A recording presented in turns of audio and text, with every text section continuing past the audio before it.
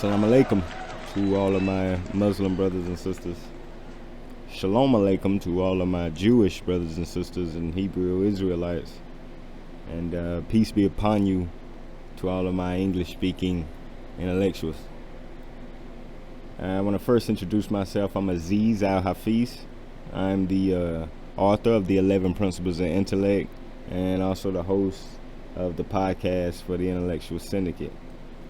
And what we're going to do today is just briefly explain the 11 Principles of Intellect. And we want to do a separate podcast for each individual chapter in the book. And that, inshallah, we will do. But right now, we just want to touch on them all and just briefly explain the meaning behind all 11 principles, which is chapters in the book. If you hear fans in the background, it's because I am hot and it's like 100 degrees outside. At least it feels like it. Might not be 100 degrees. I might be exaggerating a little bit, but it's hot. So I'm sitting in front of fans, and if you catch that in the form of background noise, then we'll try to edit that out.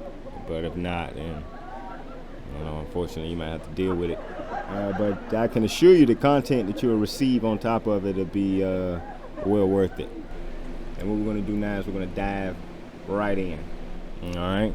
And the first thing that we want to do is quickly define exactly what do we mean when we say intellect, which is nothing tricky. We usually go by the standard Merriam-Webster's dictionary of how it defines intellect, which is the power of knowing as distinguished from the power to feel and to will the capacity for knowledge.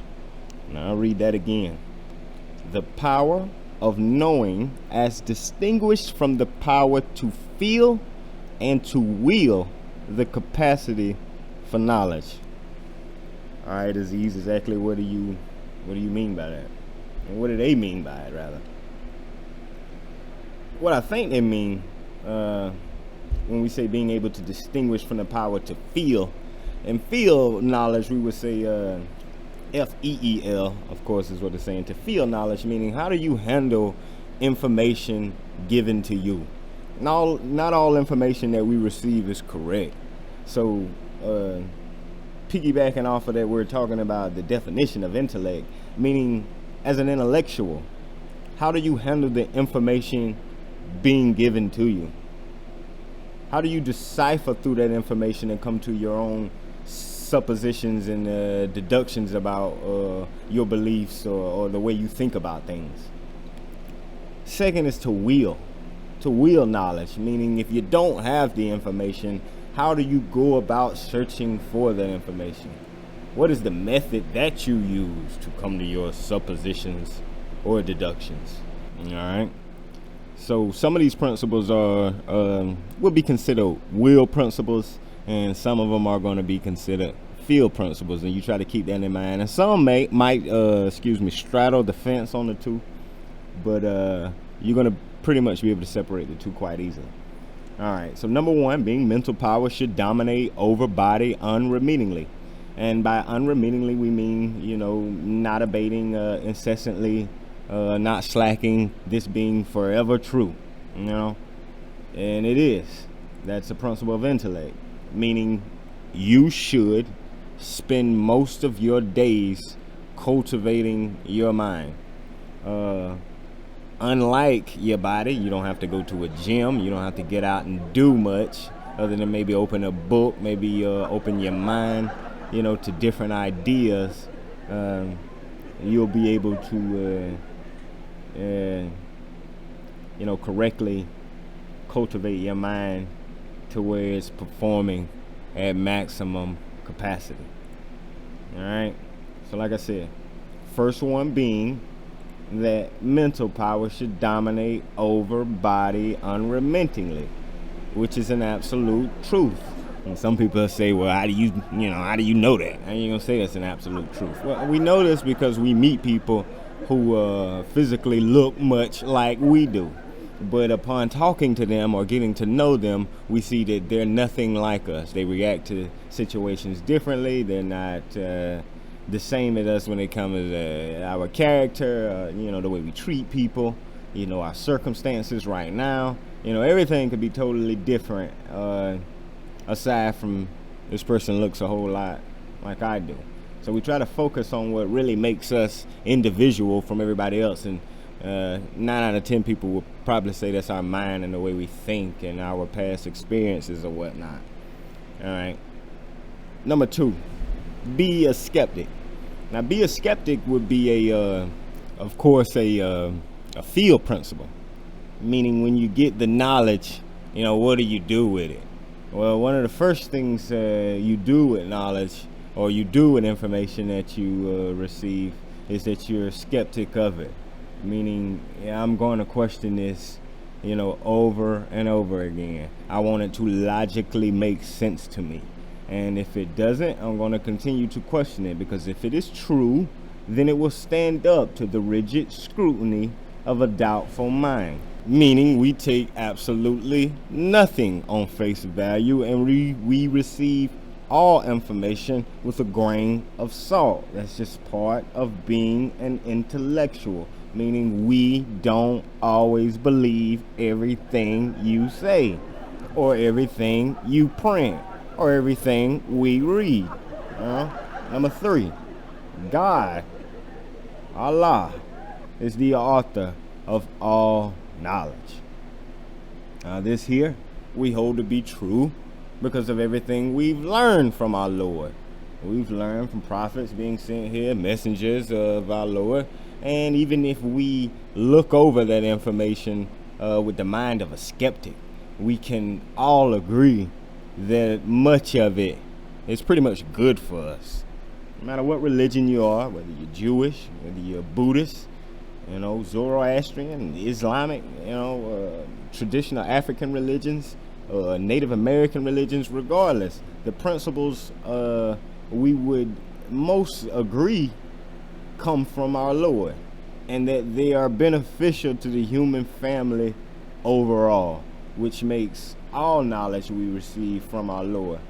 Not only that, other knowledge that we have, worldly knowledge that we've came together and put in the books and libraries, for the most part, have been great for us. That's meaning patents, how to build this and that, and experiments and tests we've done, research studies or whatnot that has been released. All that still ultimately comes from our Lord.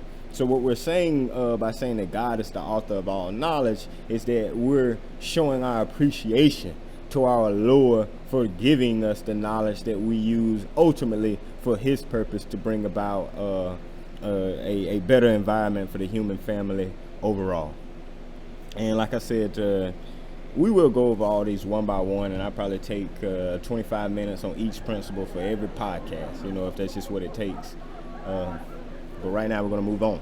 Number 4, rudeness and ill manners are all the direct result of the uncultivated embryonic mind. All right, Aziz, what do you mean by that? I mean, just that. If you're rude, if you're ill-mannered, you're showing that your mind isn't fully cultivated to the highest order. Because people who are intellectuals, people who are cultivated mentally, would never have knowledge of etiquette and not act on it. And 2, they would never, ever drop their manners down to the ranks of beasts. All right. Number 5, be balanced. Now, Aziz, that seems simple enough, and it is. Be balanced as much as you can. And you'll see we do have an excerpt from the book actually written about how to be balanced. So I'm not going to necessarily spend a lot of time on that. Of course, I will go into a little bit that's not necessarily discussed on the website already, which is the knowing your strengths of weakness and knowing your weakness of strengths. And by this we mean, for example, if you're maybe already a smart fella or woman and people come to you for advice and information already, are you someone because of your strength has a weakness of thinking they know it all, or you have a weakness of meddling in other people's business because a lot of people already come to you for advice anyway? That's piggybacking off of being balanced. if you're just a I don't know, a funny person already? Are you somebody who can't take things serious? Sometimes because you're naturally a funny person and people are attracted, to your great sense of humor. Does it immaturely show up in conversation at times? So it's sort of a way of being balanced and a way of making sure that you're cultivated again to the highest order. And all of this should never end. None of us down here at the Syndicate Shop think that we have completed this process. This is a process and principles that you practice throughout life. Meaning if you live to be 140 years old, and I pray to Allah that we all will, that if you do live to be 140, that, in your 132nd birthday, you're still practicing actively these principles, and you're still trying to seek out knowledge, and you're still trying to cultivate your mind. You're still trying to enlighten others when they want you to. So that's what we mean too. All right. Number 6, hold to the one social viewpoint. And again, we have this laid out on the website as well. So if you want to go and read exactly what we believe is the one social viewpoint that you should hold to, then you should see that right below in the section in blue. And I don't know if I necessarily need to explain how things are absolutely fantastic and it's the only way to think about things, because and a lot of people don't understand this. They don't get how their personal affairs is so intertwined with what they hold true to believe about society overall. Meaning if you have a pessimistic sort of glass half empty outlook about society, that can't be good for your personal affairs. There's no way possible that thinking about society and the world overall in a negative manner will ever be a great help to your personal affairs. For your personal affairs are part of what you think about society and the world overall, and you can't grow and elevate in your personal affairs if you feel that society itself is diminishing and growing worse. All right. Number 7, luck does exist and is catalyzed only by the doing of good deeds. This here is absolutely true. Goes kind of back to your ill manners and being rude, and that a lot of people may not understand God being real, that there is a force, a supernatural force that guides our lives, that helps us out, that is intelligent and understanding and well aware of what we're going through. And sometimes it shows up in the form of good luck. You find $5 in your pants pocket when you need it. You make it to the gas station when you didn't have any money, and the needle was well below the E. Just those type of things. Those type of things do exist. They don't necessarily have to be explained beyond the feeling that you get from it. Meaning it doesn't necessarily it's not going to necessarily always make logical sense to you, because you might not remember where that $5 came from, or you might not understand that check that came in the mail out of nowhere was coming, or why it was cut for you. You just know that you needed it, it's here, and it seems like a stroke of good luck. And I use luck out of mere convenience because it's such a cheap term to use to associate with the force of the high God. All right. Number 8, the acknowledgement of ignorance is the beginning of true wisdom. All right, really doesn't have to be explained. Be wary of the man who declares what he knows. That goes back to being a skeptic. That goes back to knowing that you're a human being as well, and that you're not going to always be right. So anybody who is really smart and really seeks knowledge, know that there's just so much knowledge and information out of there out there, and that your opinion about certain stuff and your spirituality grows to the point that it's not even, you would never know in your younger years that you would grow to what you are now, because there's just so much information out there that you couldn't even possibly comprehend it all, So, number 8 is kind of, self-explanatory. Number 9, God is the author of all creative expression, meaning art, meaning things we enjoy, meaning, nice cars, fast cars. God is man and man is God. So we really do believe that God put us here for a purpose. And he wanted to express himself through us on this physical plane. So by him living in us and we being expressions of him, everything that comes into the world, from iPhones to nice cars to internet, all comes from our Lord. It's all here and brought about to glorify him and for him to get some sort of enjoyment or pleasure out of being here in us. We'll go into more of that a little bit later. Number 10, listen twice as much as you talk. That, come on, doesn't even have to really be explained. I could really just move on right now, but of course I'll say it again. Listen twice as much as you talk, because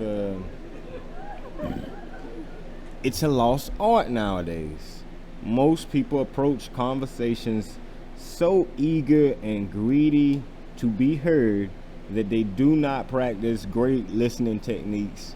And if you are one of the minority that does practice good listening techniques, you will certainly see how beneficial that is for your relationships. You'll certainly see how beneficial it is for obtaining knowledge and understanding about people and your children and other people in your life that you hold to be important. Don't approach people in your life greedy to speak, and not wanting to hear them out.